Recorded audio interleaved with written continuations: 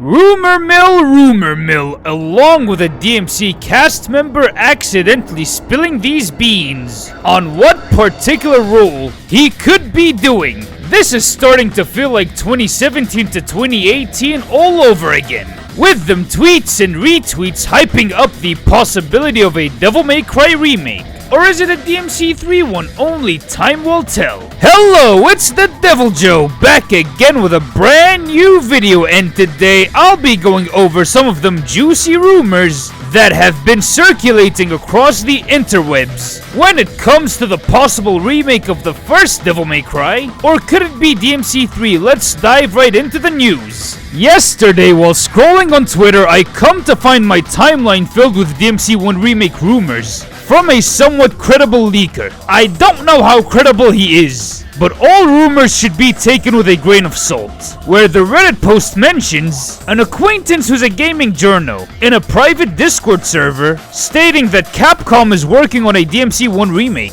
While mentioning some shit about NFS, he found out that EA actually did announce Need for Speed news on the 5th. So maybe, just maybe, the DMC1 remake stuff might actually come to fruition. The obvious includes are the damn thing being built from the ground up using the RE engine, using better graphics. Because, well, it's the engine that built Devil May Cry 5 and every other Resident Evil game from 2017 and beyond. Plus all their other games. A reworked storyline like the RE remakes, they'd want to iron out the plot from the first game. But I wish to God they keep some of the OG one-liners. Flock Off is just too legendary to take out.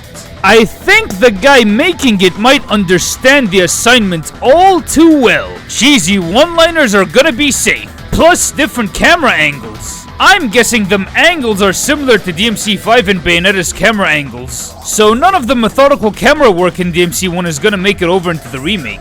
To somewhat add credibility to them rumors, Dan Southworth, aka the real voice of Virgil himself, was on a Power Rangers panel, mentioning quite a specific role in a video game that he just finished 3 weeks ago, coming out with some spicy ass leaks. The video game 2 weeks ago, or actually 3 or 4 weeks ago, they hired me to play this character. I don't want to say any titles or anything because I'm known for my spilling the beans.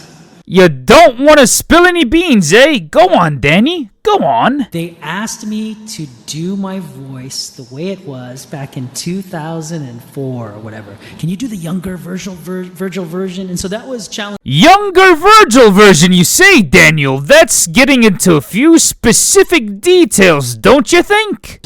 I had to kind of find where my younger voice was, and I had to just sort of keep playing until I got to this place where my voice sounded really sort of had this boyish kind of tone, and it was really tough because it would start to sink into this. It would get into this, and they go, "That's a little bit. You're getting a little bit, you know."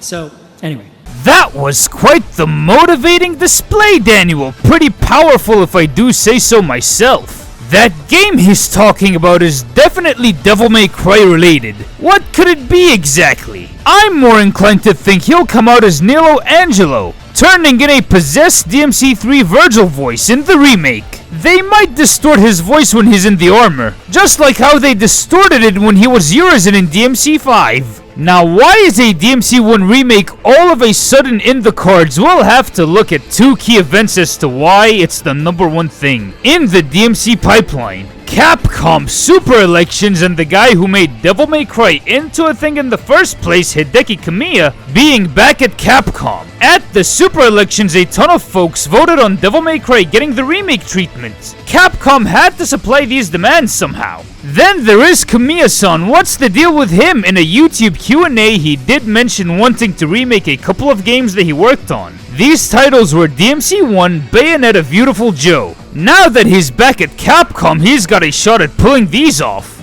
The madman will definitely be taking it. If anything, he might be working on it alongside the Okami sequel as we speak. It's like he came back to Capcom to start cooking ASAP. As to what my own thoughts are on a DMC1 remake, I do welcome it with open arms. I'm not saying the OG game is outdated or anything. I'm surprised that a 2001 title stands toe-to-toe with some modern action games in the year of 2025.